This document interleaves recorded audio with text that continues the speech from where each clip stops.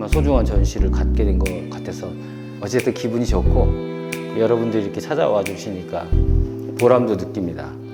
진짜로 여러 사람들이 고생을 많이 했습니다. 그러니까 정치인들이 이야기하는 평화가 있을 것이고, 그리고 환경단체나 뭐 지구를 사랑하는 사람들의 평화가 있을 것인데, 그 평화와 우리가 얘기하는 평화가 비슷한 것 같은데 좀 달라요. 우리는 상대방을 끌어안아야 될 필요가 있거든요. 가장 중요한 거는 상대방에 대한 배려나 존중, 이게 가장 필요한 거예요. 특히 한반도 평화에서 가장 중요한 거, 예술적인 시각으로 봤을 때 상대방의 속내를 인정해주고 존중해주는 게 필요한데, 그래서 우리가 처음에 평화를 얘기했을 때 조건 없는 평화예요. 조건 없는 평화.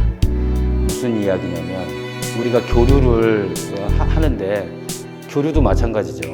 평화나 뭐 통일을 목적으로 한다, 이런 게 참 맞지 않더라고요. 교류를 해야 뭘 평화를 얻든지 할 거 아닙니까?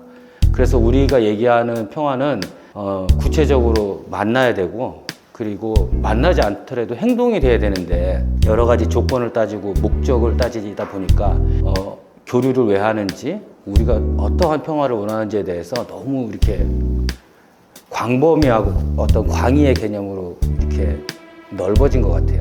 그래서 우리는 조금 더 우리가 움직일 수 있는 그 영역으로 좀 좁히자. 근데 조금 더 깊게 좀 들여다봐야 되잖아요. 우리가 그 분단이 우리한테 가져다 준 게 사실은 여러 가지 사업들도 있고, 또 정치적으로 이걸 또 악용한다든지 군사적으로 이용한다든지 여러 경우가 있겠지만, 평화라는 것을 지켰다는 데에 대해서 또 한편으로 좀 생각도 해봐야 돼요. 그러니까 분단을 옹호해가지고 먹고 산다는 게 아니라, 우리가 더 나은, 그러니까 분단보다 더 안정적인 평화를 할 수 있다면 그 방향대로 가는 거죠. 당장의 대치 상황이 옳다라는 게 아니라, 분단이라는 상황이 이제 국제적인 상황이 되었어요. 뭐 우크라이나 전쟁에서 보겠지만, 한 군데에서 기침을 하면 그 기침이 전 세계를 이렇게 감기에 감염시킬 수 있다, 이런 얘기죠.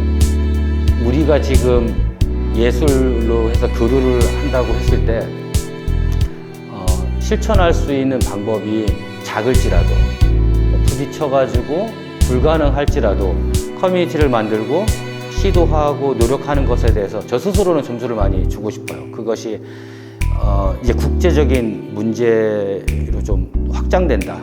그래서 접경지 외에 전 세계 어디, 브라질이나 남아프리카 공화국 아니면 남극에서라도 한반도 평화를 이야기할 수 있어야 되고, 그리고 줄기차게 그걸 예술적으로 표현하고자 해요.